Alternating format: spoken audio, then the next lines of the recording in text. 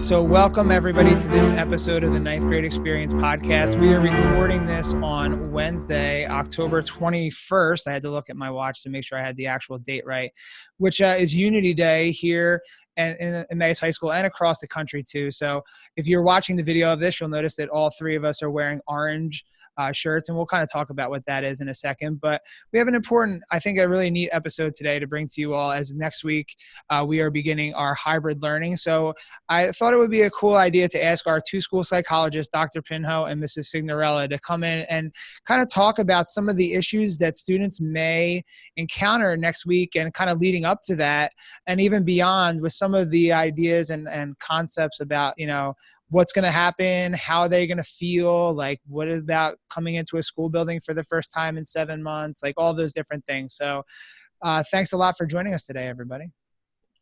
Thanks, Mr. Stachko. Happy to be here. So Dr. Pinho made an appearance earlier in the season. He was on with Mrs. Grimm for the Gay Straight Alliance Club. So if you didn't watch that one, after you're done listening to this, go back and listen to information about that club. So Dr. Pinho already addressed our first question about what his ninth grade experience was like. So if you want to look back or think back to what he was talking about, you can go back and listen there. But Miss Cignarella, this is her first time on the podcast. So all new guests get the same question. So again, we always tell the adults, you don't have to identify the year. You don't have to identify the place.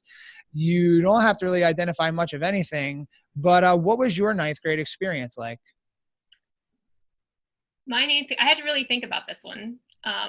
There were some memories in there that I would have preferred to forget. But I think that's probably the year that I feel like my budding psychology skills started coming out. I happened to be paired up with this person in my I think it was like a earth-space science class. And we were friendly and whatnot. And it, eventually I was invited to sit at her lunch table. And table, so this is like, oh, okay. So I'm literally looking around and watching these people and how they interact with each other. And I was just kind of taken aback by, oh my, like they're mean. Like they were literally mean to each other. And I was like, there's nothing that what I expected. And so if anybody's seen like that movie Mean Girls, and like I feel like that there's some truth to that. I was going to say, Mrs. Cignarella went to high school in the high school from Mean Girls, apparently. Yeah. Maybe I did, but that's like something that I experienced. And I was like, I'm sure that's not true in every case, but I just found it surprising. Like that's something what I wasn't expected. And so I had a choice to make. So now I was at this table and I was like, this is nothing that I want to be a part of. Like it felt uncomfortable. It wasn't anything that I would want to be supportive of. I mean, they were, and I guess in their own way, they found that humor funny, but I didn't. So I left the table and I went and I sat somewhere else. Later that year, again, I was sitting with people, they weren't really my friends, but they were just people that I, were in class with. And I remember somebody flung cream cheese in my hair from a table behind me. And I was so pissed. So I went to, can I say that on here? You already did. So we're going to leave it in. That's fine. But like, I was so upset. And so I went over to the table of it was a whole table of boys. And I was like, all right, well, who did it? Like, and of course they're all snickering and they're up and they're kind of all like looking at one kid. So I know who did it, but he never owned up to it. So I left. I went to the bathroom to rinse the cream cheese in my hair. I went up to this group of kids and I was like, all right, well, who did it? And of course they're all snickering and they're all looking at one particular kid, but of course he's not owning up to it. So I excused myself. I left. I went to the restroom to wash this cream cheese out of my hair. And one girl, from the table that I was sitting at, came over to check on me. And she was kind and she was reassuring and she just made me feel better. And it just made me feel good to know that, despite this embarrassing moment, this that was frustrating for me and humiliating, that there was someone who was able to be kind and did the right thing in a moment to give me that support. And to this day, I remember her. And I think it was like only a few years ago, I had found her on Facebook, and I reconnect, and I actually sent her a message, and I said, I don't know if you remember this, but I do, and here's why. And it was just something that stuck with me. Did you get a response? I did, and she didn't remember it, but she was glad that she was able to be that support for me in that moment. So just something which only reinforced for me now, doing what I do, that sometimes what might not seem like a big deal to you reaching out to somebody and being kind, it does make a difference to somebody else. And you might not remember it later, but they definitely will. Yeah, we talk about that all the time, about like, especially with the adults, of like, it's funny, you talked at the very beginning about not remembering ninth grade when I first asked you the question about coming on and told you would have to discuss that, and then you were able to find these stories. It's really interesting that the adults are able to usually find like one or two defining moments from that ninth grade year, no matter how far back it was, that kind of like, it still sticks with them to this day. And your story is another example of why we always tell like our freshmen, like, you never know what's going to be the thing that helps define you, or the thing that kind of gets you excited about things. So, keep all your opportunities open and all those things. But, especially with, why we're wearing the orange shirts, which we talked about at the beginning, is this idea of Unity Day. So we'll kind of just talk about this real fast before our big topic.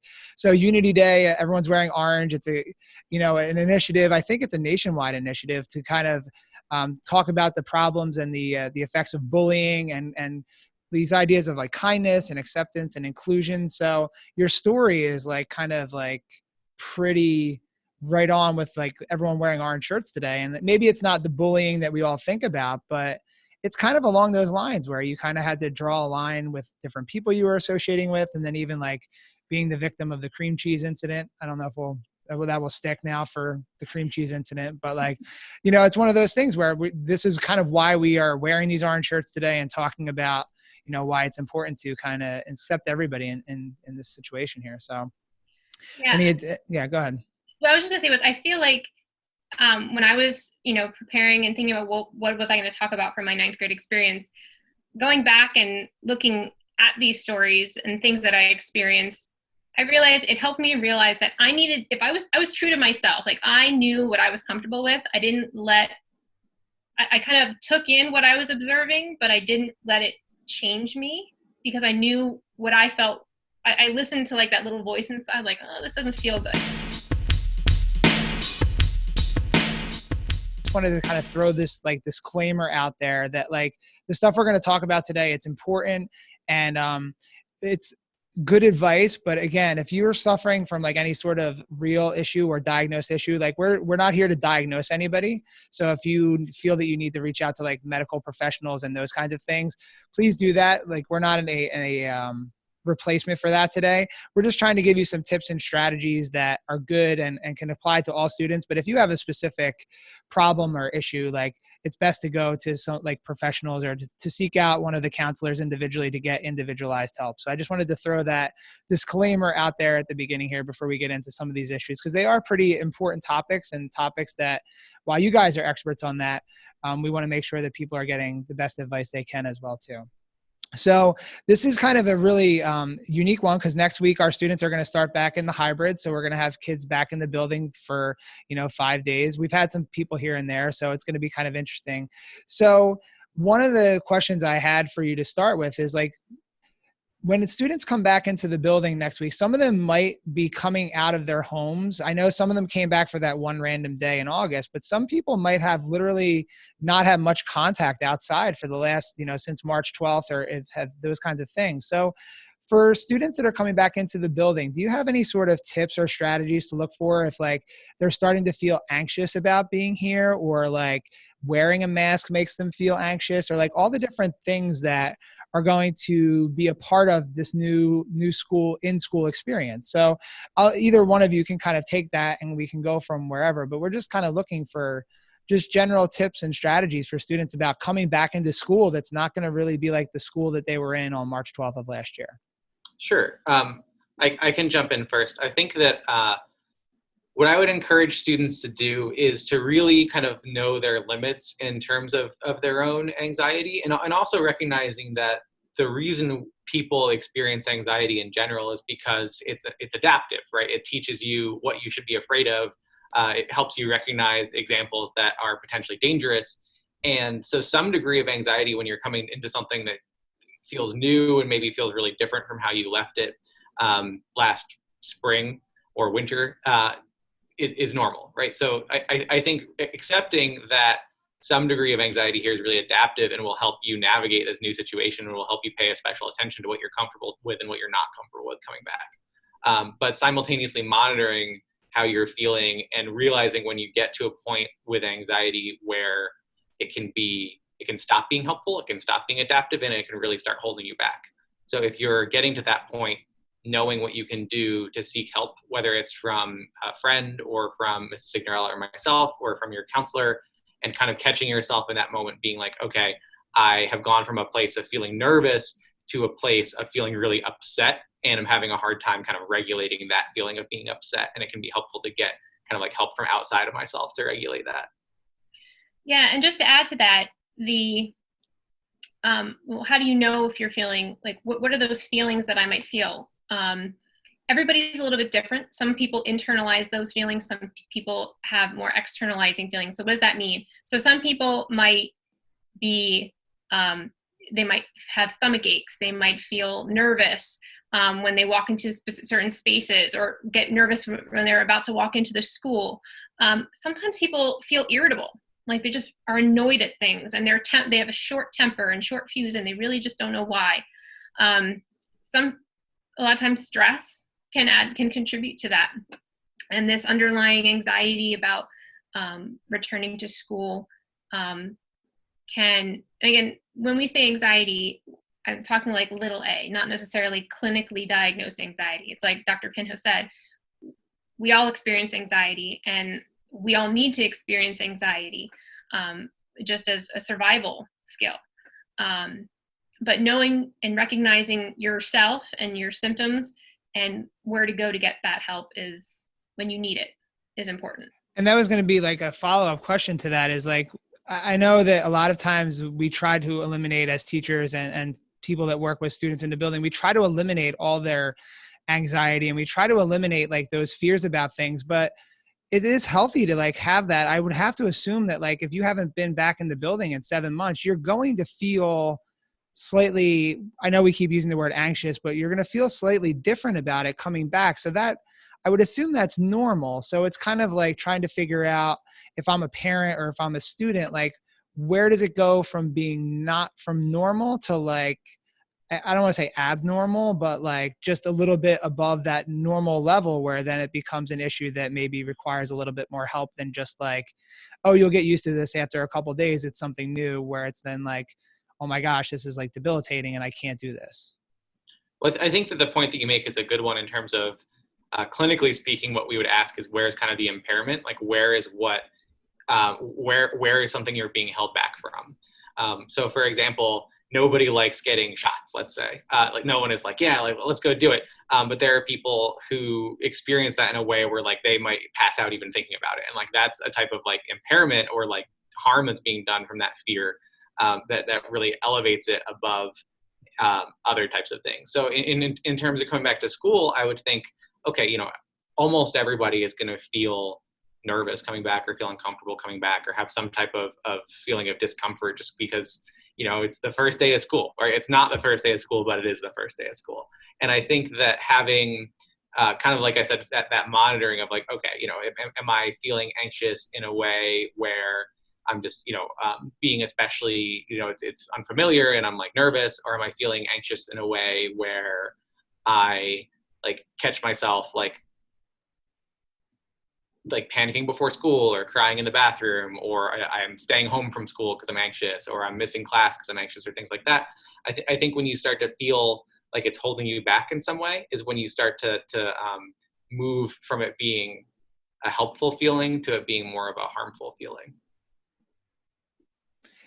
So yeah, and that makes a lot of sense. And I think that where you said, I really like where it kind of impairs what you can normally do, and it kind of debilitates you to a degree where you can't really continue on with like your normal stuff. And I think that's something for everyone to kind of look out for. One of the leading into kind of like talking about like just overall mental health for students at this point as well too. I was just reading something. It was on wellbeings.org, and they just did like a kind of seminar last night. And they said that 70% of teens surveyed believe that the pandemic has disadvantaged their generation, and that 50% say it has worsened their mental health since like March of last year. So, these are real numbers that maybe students in our building are going to be coming into, and starting next Monday or next Thursday, kind of already having these mental health issues or kind of dealing with those things. So if I'm a student and I already know that I'm already feeling those kinds of things, what should I be looking to do? Like maybe I didn't feel comfortable because I was at home with my parents and I didn't feel like being on a Zoom call was, helpful. Like what as a student now coming back into the building, what should I or could I do if I was feeling those feelings like all throughout this time, but just didn't feel comfortable telling anybody? I think first, I think you have to have a little bit of grace towards yourself, because we all are feeling, so we're social beings. We want to be able to connect with other people, and we've all been lacking that for months, which is very abnormal. And I think you kind of have to have patience with yourself, have empathy with yourself, and you almost have to treat it like we've all been wounded, and that we all need time to heal, and that we're all doing this together. So if you're coming in and you already had a wound, and this was something that you got re-injured, and you look at it like in that regard, you would you have to kind of look at it from the perspective of, okay, is this was hurting. It hurt before, but it hurts more now. What can I do? And who are my resources? Who can I go see? And that's to answer that question, you'd reach out to somebody in school, like your counselor or Dr. Pinho or myself. If you had a coach that you feel really comfortable talking to, they can be somebody that you just say, hey, I've just been feeling this way. I've been really upset. Now, they may not be able to connect you with the necessary resources per se. They might refer you to come to your school counselor or come to Dr. Pinho or myself. But I'd say your first go-to should be, who do I trust with this information? It's more important for you to talk about what it is that you're feeling than to hold it on the inside. And if, what your question is assuming that you're feeling they've been feeling these feelings and they haven't talked about it until this point. So there are resources here and available, but remember that when you come in, you're not alone in that we are all wounded by this, not just your peers, but your teachers and other staff members in the building have all been affected by this. Yeah, and I would just add on that if you're not sure, I would definitely encourage people to err on the side of caution. A big thing that I've learned in my fairly short time so far at the high school is that there are a lot of people who really want to go it alone, whether it's because they don't trust the kind of system in terms of getting to know their counselor, or I think that the biggest obstacle is like they don't really know us in the counseling suite. So if you're not sure, or if you're worried about anxiety, or if you're just like, are somebody who wants to kind of like round out your team or your resources at the school, you should take the time to make an appointment either with one of us or with your counselor, because I think that we can definitely be more effective helping somebody who has met us, and where we don't have to go through the process of being like, oh, so here's who I am, and anyway, I noticed that you're really upset today. Yeah. Right. Whereas, so, if you're somebody who's worried about it, like just come down and say, hey, like I've definitely met with kids who are like, I'm fine. I just want to get to know you. So when I'm not fine, I am not talking to some stranger. And, that can be really fun, right? We can talk for like 20 minutes, 15 minutes, half an hour, and just kind of like get to know each other in a way that I think will help the student in that case feel more supportive and make me feel like I can be more effective in helping that student if they ever need it. Yeah, it's interesting. And Ms. Cignarella's answer talked about social connections and establishing those connections again. But I wanted to, if you're watching this on video, you can see it. But if you're listening to the audio, in Dr. Pinho's office, clearly, and this must be one of the new catchphrases of the pandemic here. It's okay to not be okay. And Mrs. Demchak, who is one of your ninth grade counselors, said that to us last year at one time during one of our meetings. And I think it's just one of those things where people are, admitting to themselves that it's okay to not be okay. And, I think it kind of plays along to what you were all just talking about, that there's a lot of people, they may not be identifying it, or you may not even know, but they are not okay.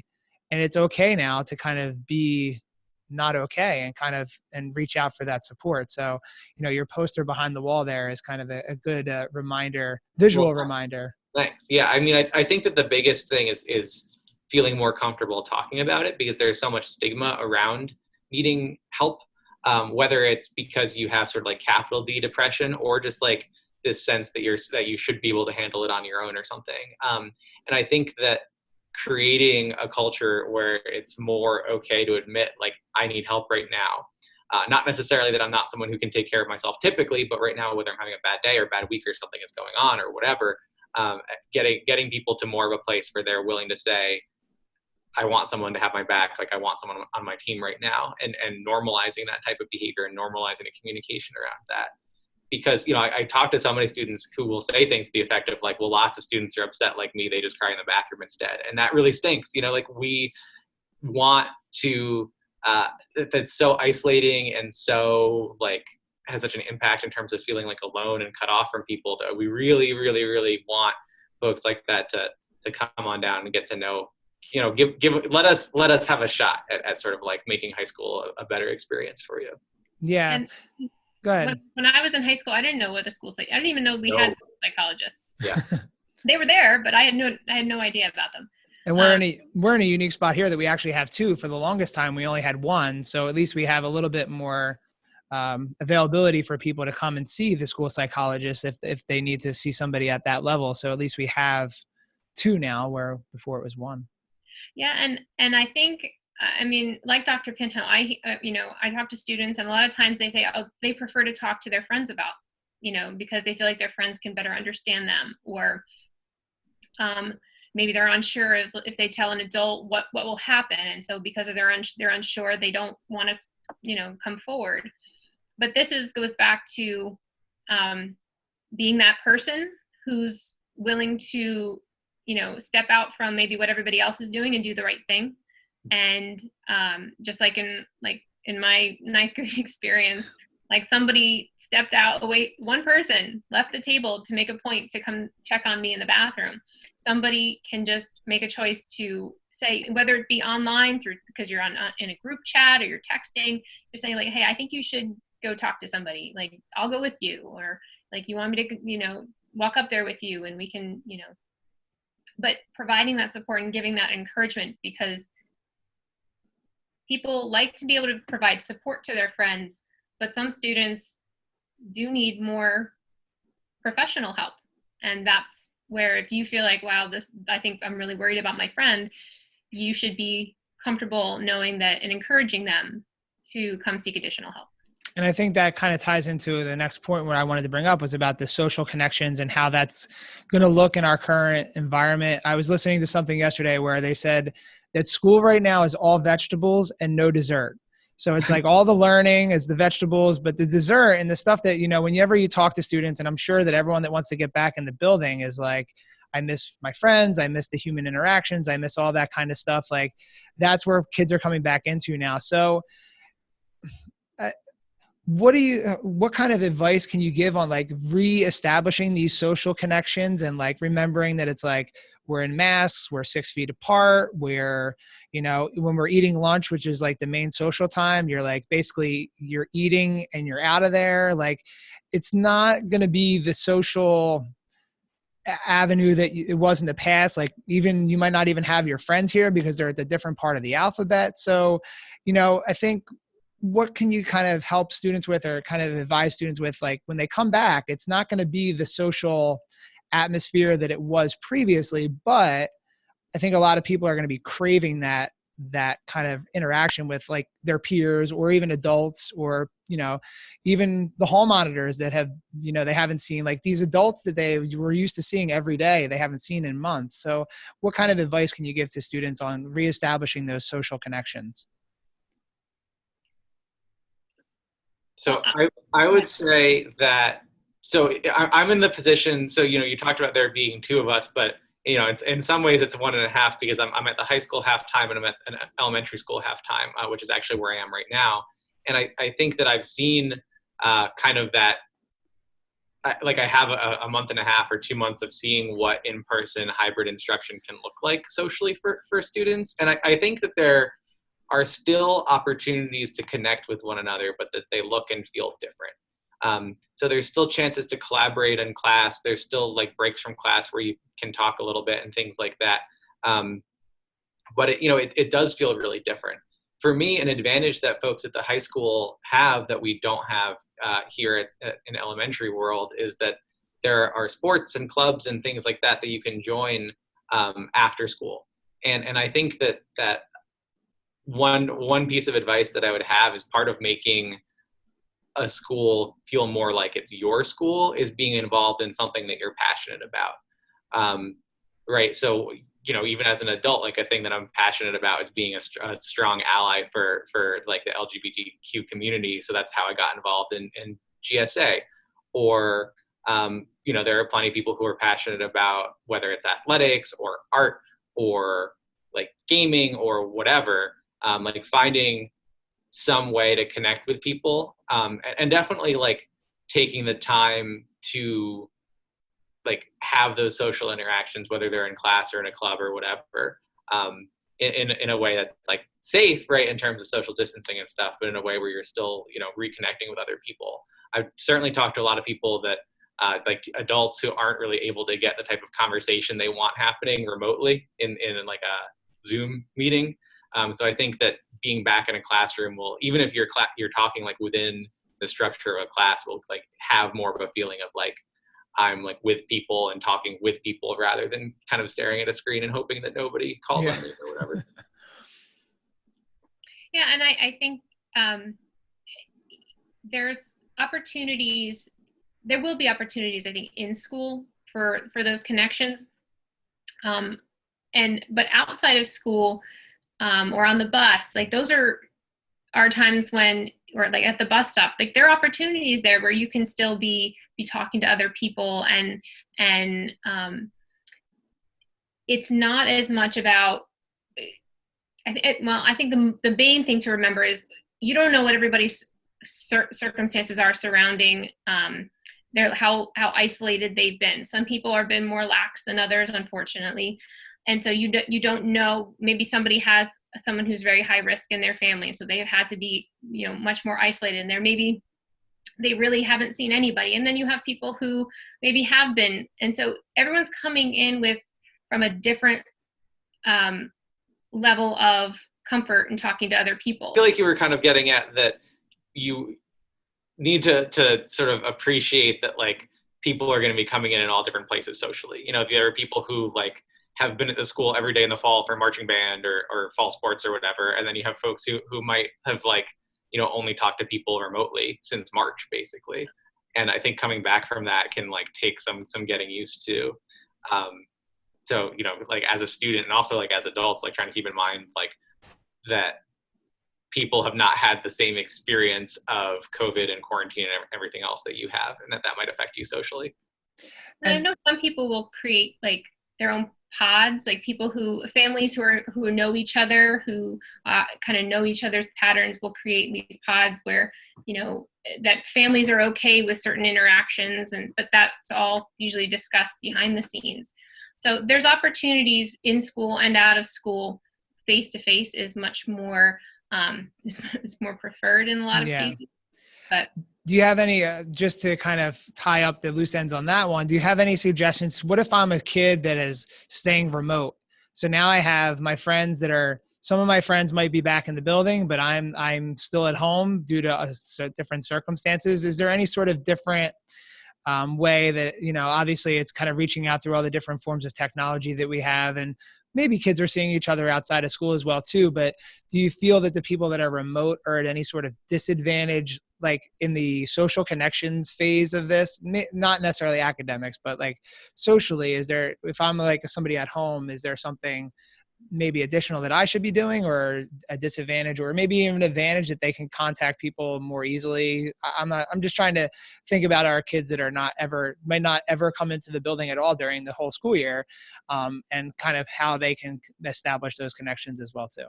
I mean, I think that I think it probably depends on the person. I think for some people it will be a disadvantage because you're just not having as many like incidental interactions, right? Like I remember being in high school and there's a whole sort of like type of person that you're like friendly with, but maybe not friends with exactly, where you're not going to keep in touch with them when you're not in school, but that you're still, you still like them and like seeing them in school and things like that.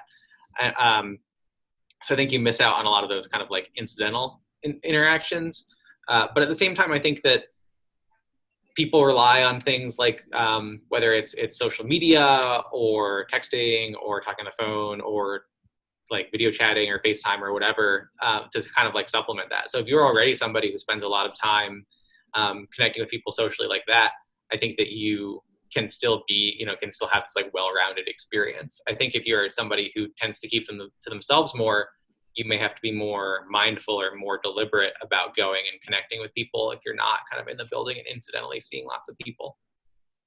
Not lots of people. A medium safe number of people. Yeah, the recommended amount of people that are allowed in here at one time. Right. So I appreciate all the time you guys have taken. I have one final question to tie up to kind of get kids back thinking about like school and all the responsibilities that they have. And it was about goal setting. And what I've kind of been telling people is like controlling the controllables. So you can't control, what other people are doing right now. You can only kind of control your own lot and, wearing your mask, coming in, however if you're hybrid or online only, or, how they're doing it. So, I know you talk with students a lot about these ideas about goal setting and how to, kind of take control of what your academic and social kind of situation is. So as we're kind of coming back here next week and we're already almost a quarter of the way through the school year, which is crazy to think that it's gone that fast.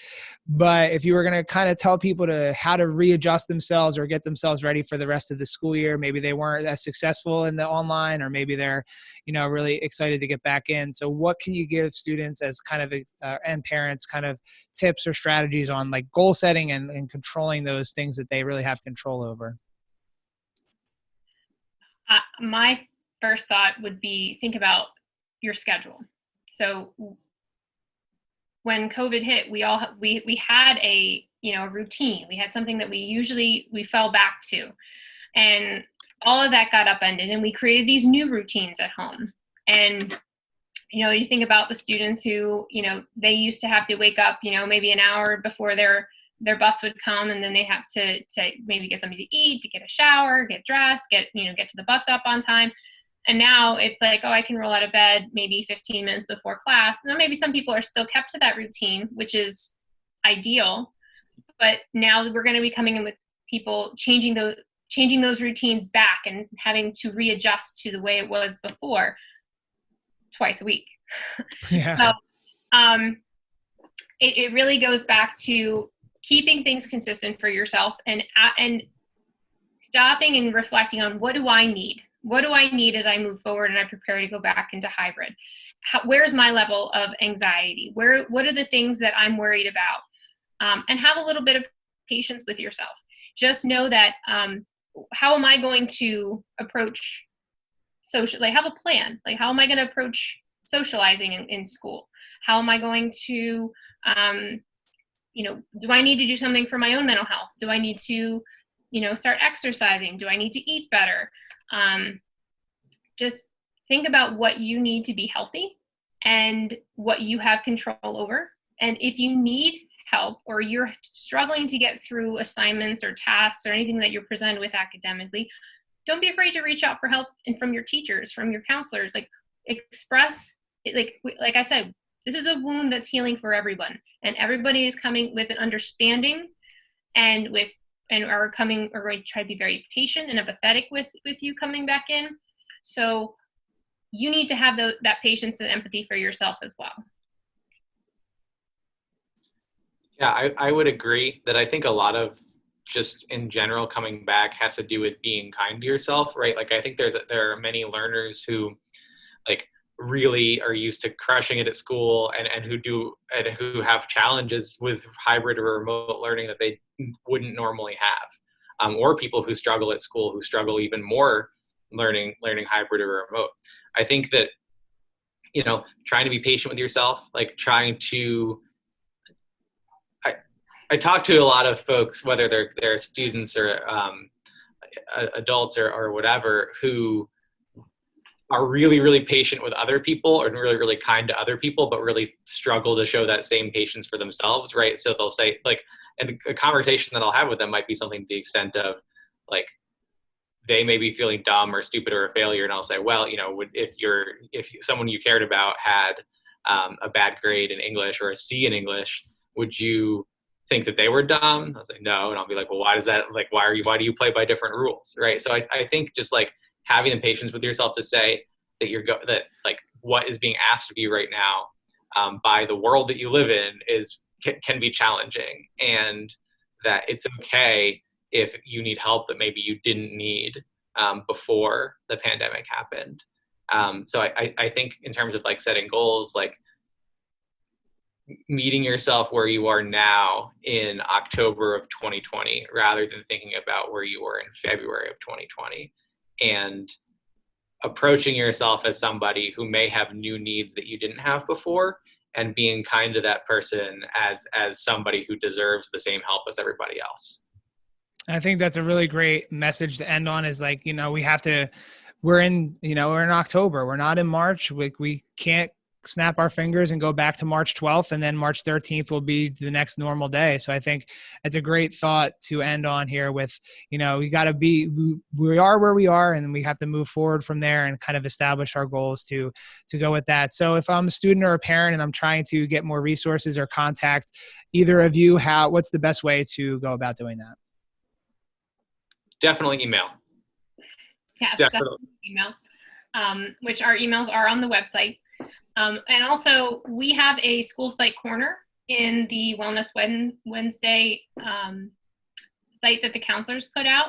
And there's a lot of helpful resources on there that we put on in September and October, and we're going to continue adding as the months go on. But so definitely check those out, because there's some useful tools that can help during this time as well. Yeah, for parents and for students. Yeah, and we try to keep it short, and we try to keep it really applied. So it's not, you know, a chance for you to learn about how difficult the world is. It's more of a chance of like, here's a short list of things you can do to help yourself out in the next 10 minutes. I think for this month, we included apps that are really helpful, and just to kind of monitor yourself and keep yourself in check. So. Yeah, there's so many great resources that are being provided right now. So it's, you know, there's just so many people that are looking out for the students' best interest. And hopefully when everyone starts back up next week, we have lots of different issues that we're going to overcome, and students' mental health and all the other things they're coming back with is a major one. So thanks a lot for Dr. Pinho and Mrs. Cignarella for joining us today. And good luck to everything next week and for the remainder of the school year. I have a feeling that you will be extremely busy in the next couple weeks. So hopefully, students feel very comfortable coming to you guys and kind of discussing everything that's been going on. So thanks a lot for joining us today. Thanks, Dr. Thank you.